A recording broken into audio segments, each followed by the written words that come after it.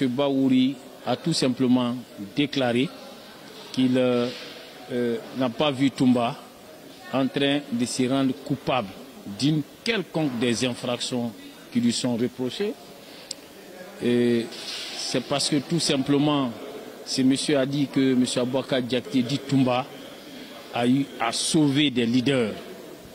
Et puisque ces déclarations mettent en mal la stratégie de défense qui a été bâtie, construite jusque-là, alors il faut chercher à creuser par tous les moyens pour remettre en cause ces déclarations-là, qui sont déjà faites.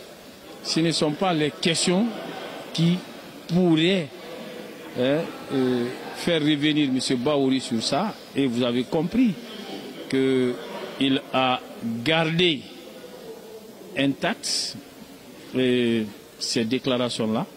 Il les a maintenues tout au long. Donc, tous ces efforts fournis n'ont été qu'une peine perdue. Alors, je retiens que cette déclaration, sa comparution, vient pour réconforter Toumba. Je retiens que M. Aboubacar Diakité dit Toumba est un sauveur. Alors, c'est un héros. Grâce à lui, la Guinée a évité une guerre civile.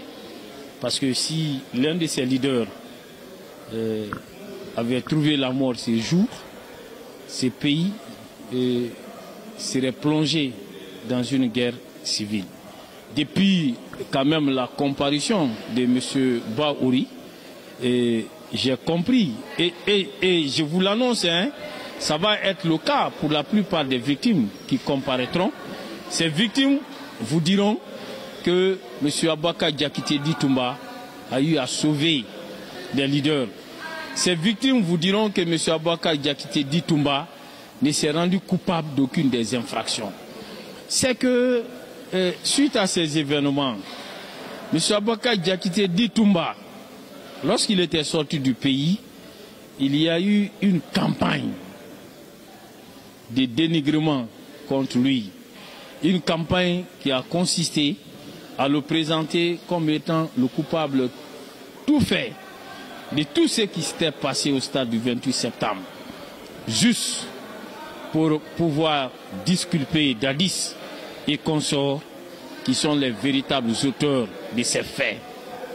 Je vais parler de M. Moussa Dadis Camara, je vais parler de M. Marcel Guilavogui, je vais parler de Pivi et autres. Alors, mais tout a été présenté de cette façon.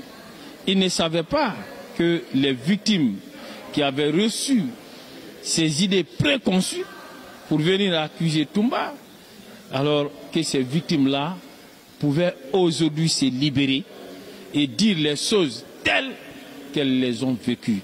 Et c'est ce qui est en train de se passer et c'est ce qui fait mal parce que la stratégie de défense, alors comme je l'ai dit, elle est en train de s'écrouler.